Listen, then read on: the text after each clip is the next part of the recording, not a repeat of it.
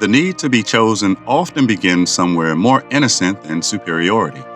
It begins with the suspicion that your life must mean something, especially when the shape of that meaning is not yet visible.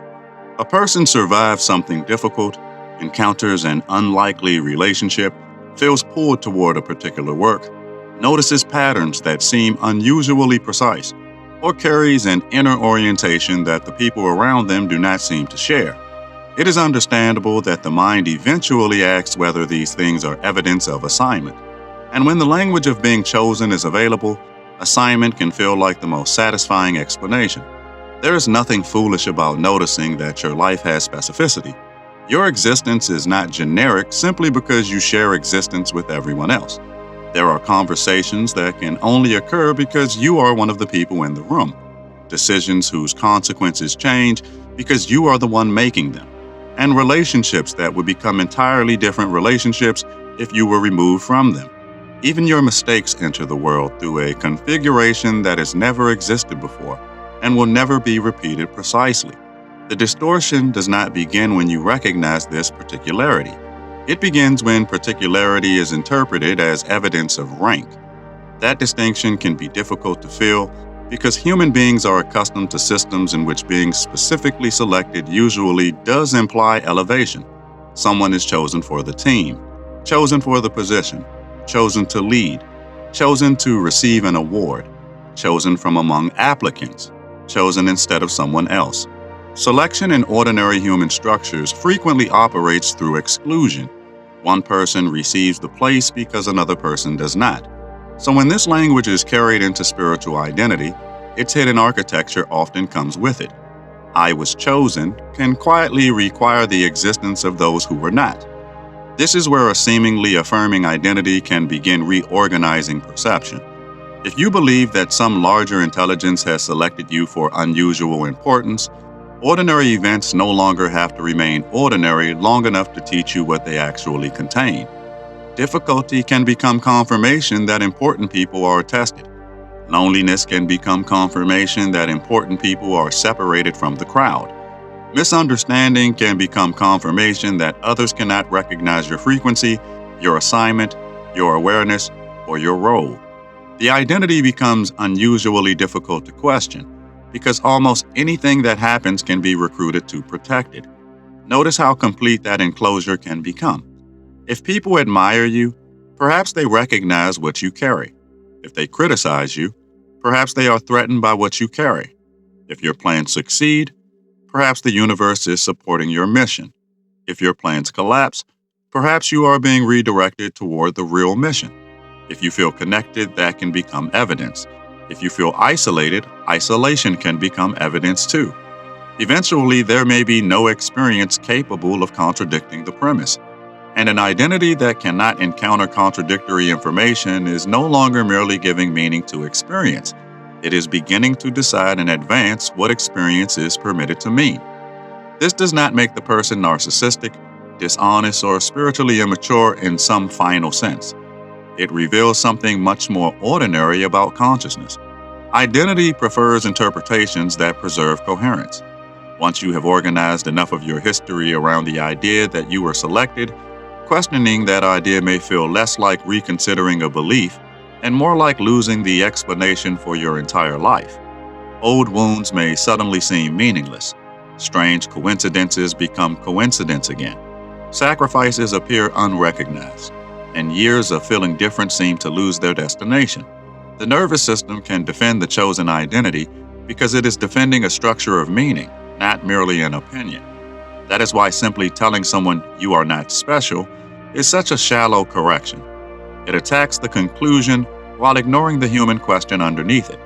The person was often trying to understand why their existence feels so specific, why certain experiences affected them so deeply, why they cannot stop caring about something other people dismiss, or why a particular responsibility seems to keep returning to them.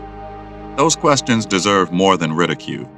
The mistake was never believing that your life could matter tremendously.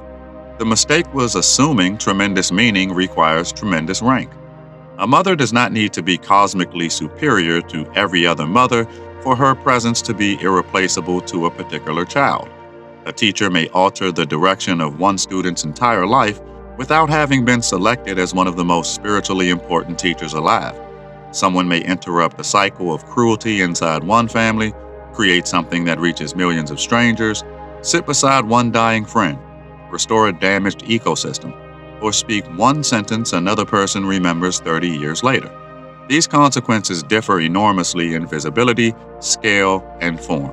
Yet visibility does not provide a reliable measurement of significance. Life is filled with effects whose importance cannot be ranked from the outside because their consequences continue through people and relationships we will never see. You can therefore be needed without being elevated. This is a much stranger idea than being chosen because it gives you responsibility without giving you a throne.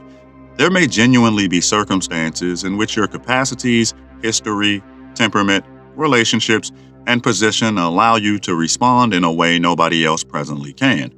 But being the person available to meet a particular moment does not establish an eternal category of person. The moment may require something specific from you precisely because reality is relational, and relationships continually produce conditions that have never existed before. Imagine how differently you behave when you understand this. If you are chosen, your task can become discovering evidence of what you already are.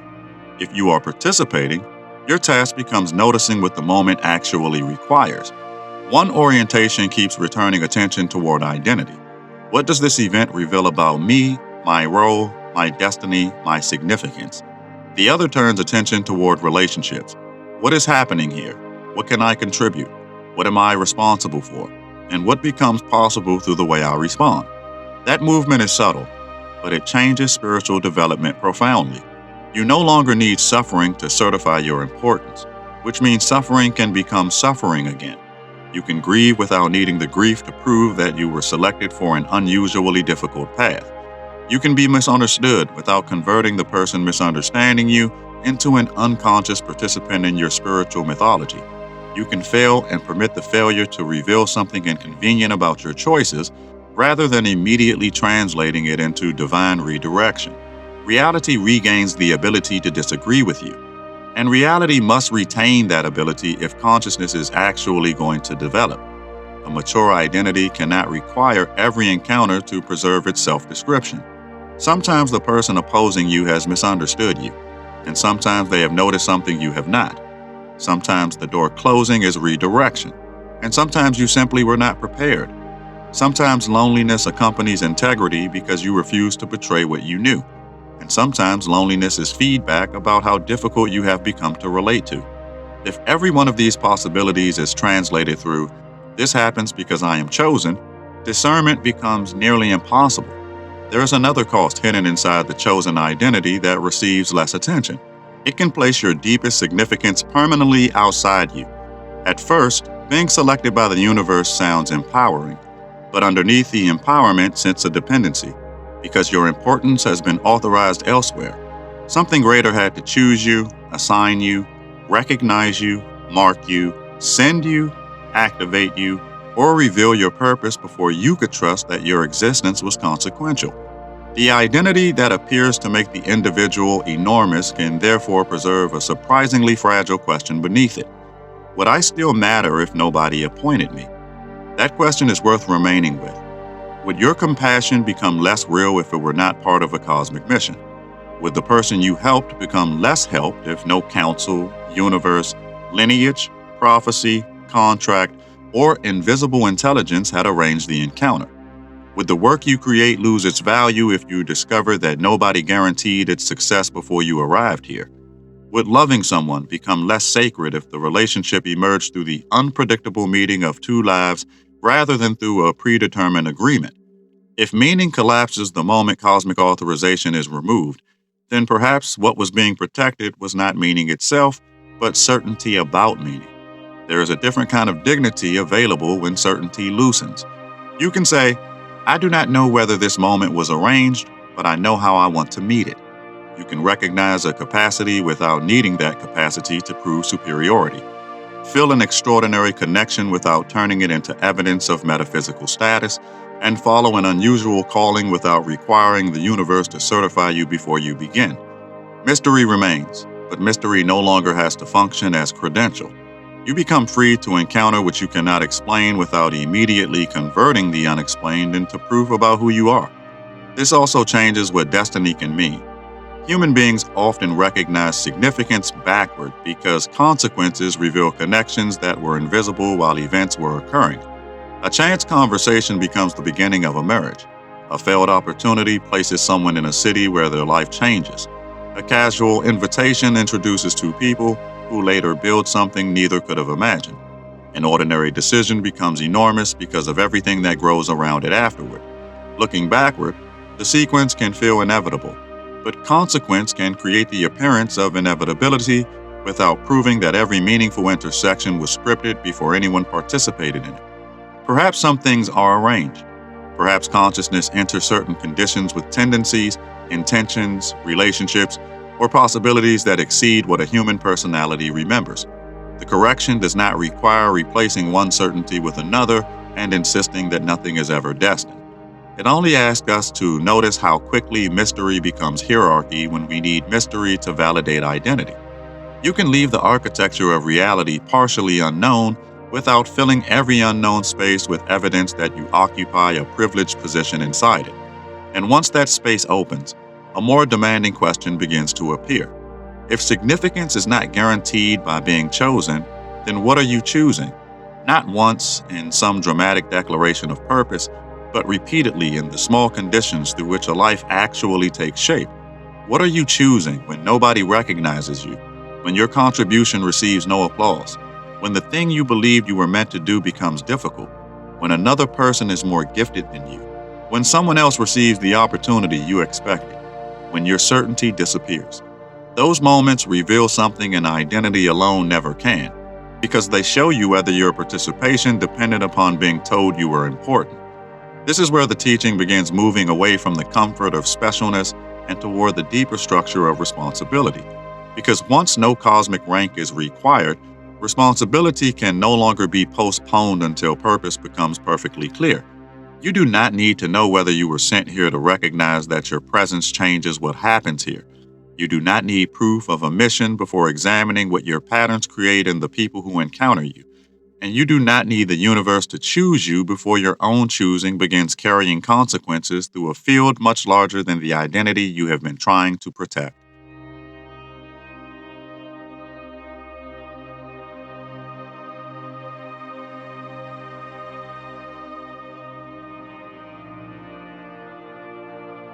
And responsibility becomes more intimate when it is no longer attached to a grand identity.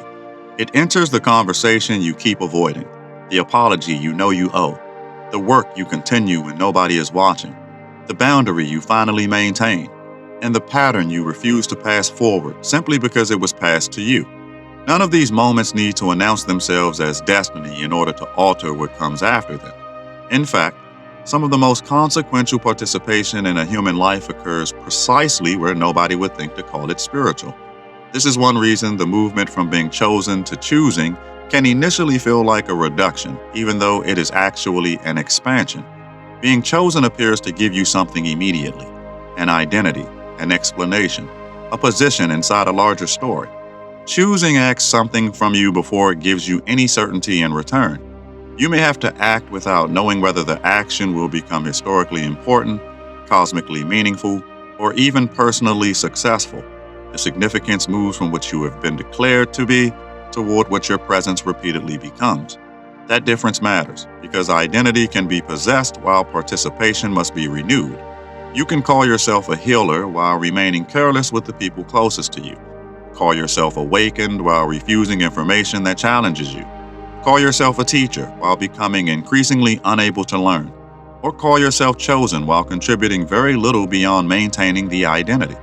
A title can survive long after the behavior that once seemed to justify it has disappeared. Participation has no such protection because it is continuously revealed through relationship, consequence, and response. This does not mean every moment must become a test of whether you are living correctly. That would merely replace spiritual hierarchy with spiritual surveillance, and the person would remain preoccupied with themselves in a different way. Participation includes confusion, rest, contradiction, ordinary pleasure, mistakes, withdrawal, reconsideration, and periods when no clear direction is available. The point is not to turn your life into a constant performance of usefulness. It is to recognize that significance can arise through presence without requiring you to construct a superior identity around the fact that your presence matters. There is humility inside this that is easily misunderstood. Humility is not pretending you have no unusual capacities when you do, minimizing your influence so other people feel comfortable, or denying that some individuals will carry responsibilities with enormous consequences. A surgeon and the person entering surgery do not occupy interchangeable functions in the operating room, just as a pilot and passenger do not occupy interchangeable functions during a difficult landing. Equality of worth does not require equality of function. The error begins only when functional difference is converted into a statement about fundamental spiritual value. This distinction allows us to hold something that flatter spiritual models often struggle to hold. People are different without those differences needing to form a ladder. One person may possess extraordinary sensitivity, another unusual intellectual capacity, another remarkable courage under pressure, another an ability to organize people, another a capacity to sit quietly with suffering without trying to escape it. These differences affect what each person can contribute and what responsibilities may naturally gather around them. But capacity is not a certificate of cosmic importance. Capacity creates responsibility precisely because something can be done through you that may not be equally available through everyone around you. The more capable you become, then the less useful the questions of superiority becomes. If you can perceive something others cannot yet perceive, the question is not whether this proves you belong to a higher category of consciousness. The question is what your perception asks you to do and whether you can carry it without using it to diminish those who do not share it. If you have influence, the question is what happens to people inside the atmosphere of that influence. Development becomes visible not in how extraordinary you believe your capacities to be, but in how little hierarchy you require in order to use them responsibly. This is where a chosen one language can sometimes conceal a developmental tension rather than simply an incorrect belief. A person begins recognizing genuine difference in themselves, but has not yet learned how to hold difference without hierarchy. They may actually be unusually perceptive, unusually creative, unusually sensitive, or oriented toward questions their environment does not understand. Telling them that none of this is real would be inaccurate and unnecessarily flattening. What they need is a larger container in which difference can remain real without requiring elevation. Particularity provides that container. It says there has never been another human being located at precisely your intersection of history, biology, relationship, circumstance, capacity, limitation, memory, and choice. That configuration makes certain responses available through you that could not emerge in exactly the same form through anyone else. But everyone else also occupies an intersection you do not occupy. Your uniqueness, therefore, does not separate you from the human field. It is one of the ways the field becomes capable of producing more than one response to existence. Seen this way, unity becomes much richer than sameness. Unity is not millions of interchangeable expressions pretending that difference does not matter. It is difference remaining in relationship without needing difference to become domination. A forest does not become coherent because every organism performs the same function, and a human community does not become unified by eliminating distinctions in capacity, perspective, temperament, or responsibility. Coherence becomes possible when difference can participate without constantly asking which difference deserves the highest throne. And this changes how you encounter other people who also feel called toward something. If your significance depends upon exclusive selection, another person's significance can quietly become threatening. Their insight competes with yours. Their success appears to challenge your role. Their audience seems to reduce your importance, and disagreement can feel like an attempt to interfere with your mission. Even collaboration may become difficult because identity has turned contribution into territory. You cannot easily participate in a field of many meaningful lives when your meaning depends upon occupying a category that must remain scarce. But once significance is understood as relational rather than scarce, another person's contribution no longer subtracts from yours. Someone else can teach what you teach differently, reach people you cannot reach, contradict you where contradiction is useful, discover what you missed, or carry a responsibility that overlaps with yours without threatening your existence. Two people can participate in the same transformation without one needing to be the appointed center of it. 1,000 people can become consequential in different ways at the same moment. Meaning does not become less meaningful because it is abundant. This is especially important in spiritual spaces because scarcity can disguise itself as discernment. Communities may divide people into those who are awake and those who are asleep, those who carry the codes and those who do not, those who were sent and those who merely live here, those who understand and those who are not yet capable of understanding. Sometimes these distinctions begin as attempts to describe genuine differences in perspective or development. But description becomes hierarchy when the category begins determining whose humanity, suffering, insight, or participation deserves greater weight. A person does not become less consequential because they have never used spiritual language to describe themselves. Someone may never meditate, study consciousness, recognize synchronicities, speak about energy, or believe they came here for a mission, and still alter the lives around them through extraordinary integrity. Another person may possess elaborate metaphysical knowledge while remaining unreliable, cruel, evasive, or unable to repair harm. Vocabulary does not reliably reveal development. The field is affected by what a person actually participates in, not merely by the sophistication of the story through which they interpret their participation. This is why embodiment eventually becomes inconvenient to identity. Identity can tell you who you believe yourself to be. Embodiment reveals what consistently moves through you. If your worldview tells you that you came here to raise consciousness, but your presence repeatedly produces fear, dependency, superiority, or confusion, the declared mission cannot exempt the consequences. If you believe you are here to bring unity, but require enemies in order to stabilize your identity, then the contradiction deserves attention. The question is not whether your original intuition was false, but whether the form you built around it still serves what the intuition was trying to become. Sometimes a chosen one identity may therefore be a temporary structure around something real. A person senses responsibility before they have language mature enough to describe responsibility, senses particularity before they understand particularity, senses relationship with something larger before they know how to remain individual inside that relationship. The first interpretation may be, I must have been selected. Development does not require shaming the earlier interpretation.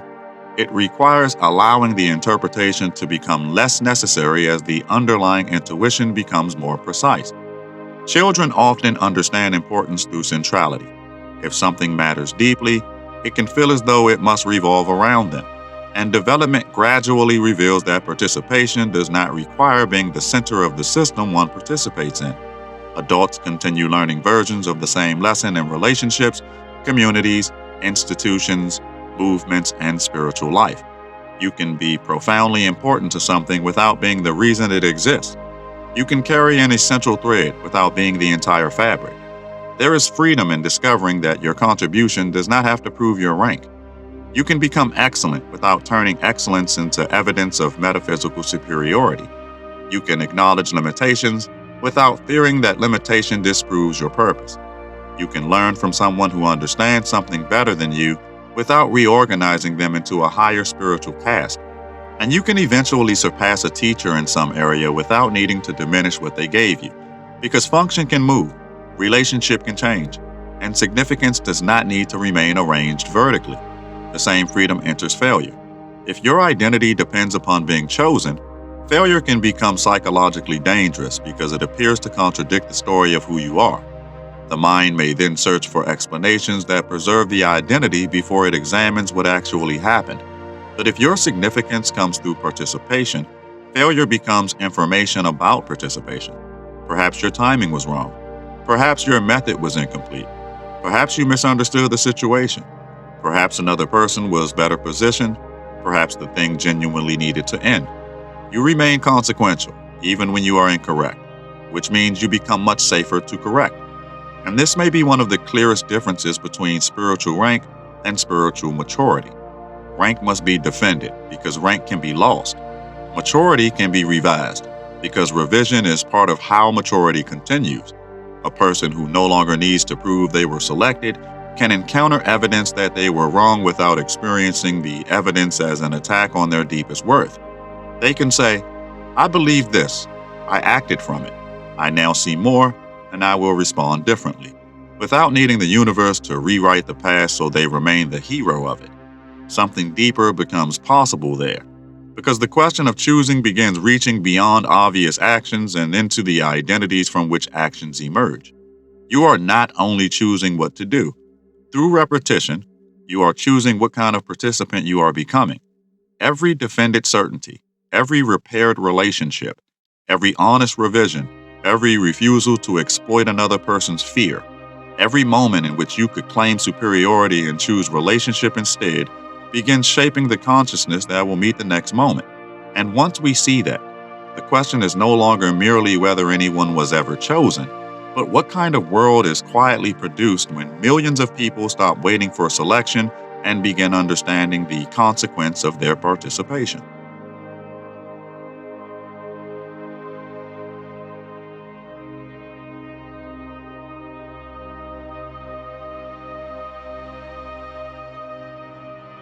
And when enough people begin understanding participation this way, the entire idea of collective change starts to look different. Transformation no longer has to wait for a small population of extraordinary people to awaken and rescue everyone else. It can move through ordinary human beings, becoming increasingly conscious of what their presence reinforces, interrupts, permits, repairs, and passes forward. The scale of the contribution may vary enormously, but the underlying principle does not. A field changes because participation changes inside it. This may be less dramatic than imagining a hidden population sent here for a special mission, but it places far more possibility in human hands. If transformation depends primarily upon the chosen recognizing that they are chosen, most people become spectators in a story whose important roles were assigned before they arrived. But if transformation emerges through participation, nobody is disqualified by the absence of a spiritual identity. The person raising a child differently from how they were raised can participate. The person questioning an inherited prejudice, repairing a damaged friendship, creating honest work, changing how power is used inside an organization, or simply refusing to pass humiliation to the next person can participate. There is no need to make these acts grander than they are in order to recognize what moves through them. The parent may never know what becomes possible because one pattern ended in their home instead of continuing through another generation. The friend who remained during someone's worst years may never understand how much of that person's future was preserved by being accompanied through that season. A stranger may offer a moment of dignity and forget the encounter by dinner, while the person who received it remembers for decades. Consequence is often larger than the consciousness of the person producing it.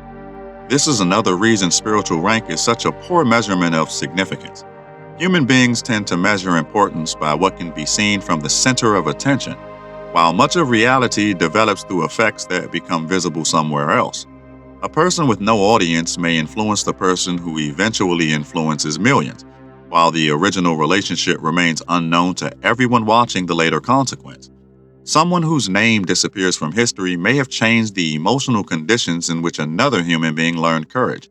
If significance travels relationally, then the most visible participant is not necessarily the most consequential one.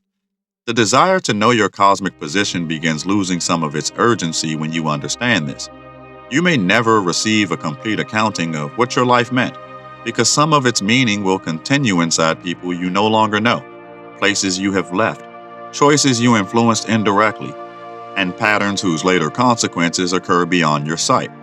There is humility in accepting that you cannot stand outside your own existence and calculate its final importance. You are inside the consequence while it is still becoming. Participation asks you to contribute without demanding access to the final report. For someone who has built meaning around being chosen, this can initially feel frightening. The chosen identity promised that somewhere beyond ordinary uncertainty, there was a guarantee. Your suffering had a reason. Your differences had a reason. Your arrival had a reason. Perhaps even your mistakes had been incorporated into a larger plan. Releasing the hierarchy can therefore feel like releasing protection from randomness. But uncertainty does not erase meaning. It changes your relationship with meaning from possession to participation. You stop needing to know the entire design before recognizing that the way you touch one part of it still matters. And perhaps this is where destiny becomes more beautiful rather than less. Destiny does not have to mean that every meaningful event was fixed before you entered it. It can also describe what becomes possible when intention, circumstance, relationship, history, and choice meet one another in ways no participant fully controls. Some encounters may indeed carry a strange precision that makes ordinary explanations feel incomplete. Some relationships may feel ancient. Some directions may arrive with unusual force. And some moments may seem to reorganize a life almost immediately. You do not have to flatten those experiences simply because you refuse to turn them into proof of spiritual rank. Mystery can remain mystery. This is a mature capacity because the human mind often feels compelled to turn mystery into biography. Something extraordinary happened. Therefore, it must reveal something extraordinary about me. But an event can exceed your explanation without being an announcement of your status. You can stand before an experience that feels impossible, meaningful, synchronistic, or deeply ordered and say, I do not fully know what this is. Wonder survives that sentence. What disappears is only the demand that wonder certify identity. This makes discernment quieter. Instead of asking whether an experience proves you were chosen, you begin observing what the interpretation of that experience produces in you. Does it make you more available to reality or less? Does it deepen responsibility, curiosity, patience, courage, and relationship? Or does it make correction increasingly difficult? Does your sense of purpose help you participate with other people? Or does it require you to see them as less awake so your own position remains meaningful? The usefulness of an interpretation can sometimes be observed through the kind of person required to keep believing it. That does not mean truth is whatever produces pleasant behavior. Difficult truths can disturb us, and comforting ideas can sometimes help us survive periods we could not otherwise navigate. But a spiritual interpretation that consistently requires isolation from contradiction deserves examination, especially when every challenge to it becomes evidence of persecution. A belief can begin as medicine and eventually become armor. Development sometimes means thanking an interpretation for what it allowed you to survive, while recognizing that you no longer need to live inside its walls. This is why there is no need to mock the person who once needed to believe they were chosen. Perhaps that belief carried them through a period when they could not yet feel their worth without imagining that something greater had specifically selected them. Perhaps it gave coherence to experiences their environment had no language for. Perhaps it helped them trust the capacity everyone around them dismissed. Growth does not require pretending that earlier structures offered nothing. It asks whether we can receive what they protected without remaining limited by the structure that protected it. What was protected may have been the recognition that your life is not meaningless. Keep that. What was protected may have been the recognition that your differences can contribute something. Keep that too. What was protected may have been the courage to trust an inner direction before other people understood it, the willingness to survive being misunderstood, or the intuition that consciousness participates in something larger than an isolated individual life. None of those things have to disappear when hierarchy disappears. What can disappear is the requirement that someone else be less important so your importance can remain intact. You no longer need humanity divided into background characters and protagonists, sleeping people and selected people, ordinary souls and mission souls, those who carry significance and those whose purpose is merely to encounter those who do. Every person becomes more difficult to reduce because every person occupies relationships and consequences you cannot fully see. The stranger beside you may be carrying an entire world whose significance is invisible from where you stand. Unity becomes less sentimental when you understand that you are surrounded by centers of experience rather than supporting characters in your spiritual biography. This recognition changes compassion because other people stop existing primarily in relation to your path. The person who frustrates you is not necessarily there to teach you patience. The person who leaves you is not necessarily fulfilling a contract designed for your development. The person who disagrees with you may not have appeared so you can strengthen your truth. They have their own interiority, history, relationships, fears, desires, errors, choices, and consequences, many of which have nothing to do with you. Respecting their particularity means allowing them to be more than symbols inside the story you tell about yourself. That may be one of the quietest forms of spiritual maturity available to us, letting other people remain real, not reducing everyone who hurts us to a lesson, everyone who loves us to a reward, everyone who challenges us to an antagonist, or everyone who recognizes us to confirmation that we have finally been seen. Relationship becomes richer when another human being is allowed to exceed the function they perform in our development. Their life is not merely part of your curriculum. You meet as two consequential centers whose choices can alter one another without either person needing to have been cosmically assigned to the other. And then even purpose begins changing shape. Purpose no longer has to be one hidden occupation waiting to be discovered, the single mission whose identification finally proves why you came here.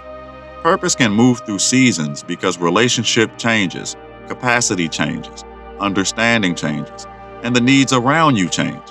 What requires your participation at 20 may not be what requires it at 50. A life can remain coherent without remaining assigned to one role. This makes it possible to outgrow a calling without believing you betrayed destiny. It makes it possible to discover that something you once considered your mission was preparation for something you could not yet perceive, or simply something genuinely meaningful whose season eventually ended. You can change direction without rewriting the previous direction as a mistake. Participation leaves room for consciousness to become different through what it experiences. A predetermined identity often struggles with change because it must preserve the person who was originally selected. A living relationship with responsibility expects the participant to be altered by participating. And here the difference between being chosen and choosing becomes more than language. One asks you to locate evidence that your importance was established before your actions. The other asks what your actions are establishing now. One can make meaning dependent upon recognition from something beyond you. The other allows meaning to arise wherever consciousness enters relationship and accepts responsibility for what happens through its presence. You may have arrived with tendencies you do not understand. You may carry capacities whose origins remain mysterious, feel drawn toward people and places with a familiarity you cannot explain, or encounter moments whose precision makes you wonder whether something preceded your conscious participation in them. You do not need to deny any of this. You only need enough spaciousness to recognize that even if something called you toward the doorway, your way of walking through it still matters, because no mission, destiny, gift, contract, calling, lineage, awakening, or cosmic explanation can participate in your place. Whatever conditions preceded you, they become lived consequence through choices made here. Your compassion must still become behavior. Your insight must still survive relationship. Your values must still meet inconvenience. And your understanding must still remain capable of revision. The larger the calling you believe you carry, the more ordinary its proof eventually becomes. It appears in how you treat people who cannot advance your purpose. It appears in whether you can listen when admiration is absent, whether you can repair what your certainty damaged, whether you can recognize another person's brilliance without feeling diminished, and whether you can continue contributing when nobody confirms that you are special. It appears when life stops reflecting the identity you expected and you remain willing to meet the life that is actually present. These are not smaller tests than cosmic revelation. They are where revelation either becomes embodied or remains a story. So perhaps the relief was never supposed to come from discovering that the universe placed your name on a private list. Perhaps the relief is discovering that no such list is necessary. Your life can be specific without being superior, meaningful without being ranked, mysterious without becoming evidence, and deeply consequential without requiring anyone else's existence to become less consequential beside it. You can belong to something larger without needing to stand above anyone inside it. You were never required to prove that the universe chose you. You are already here, already affecting what you touch, already participating in relationships whose consequences extend beyond what you can calculate. The question that remains is quieter than, "Why was I selected?" and far more demanding than any title the universe could give you. It is the question waiting inside every ordinary moment in which another future becomes possible. Now that you are here, what will you choose to become responsible for? If this transmission resonated, the spiral continues. You did not arrive here by chance, and you do not leave unchanged. More teachings are unfolding across the Vaharat library, each one meeting you where you are, not where you think you should be. Follow resonance. The next threshold is already listening.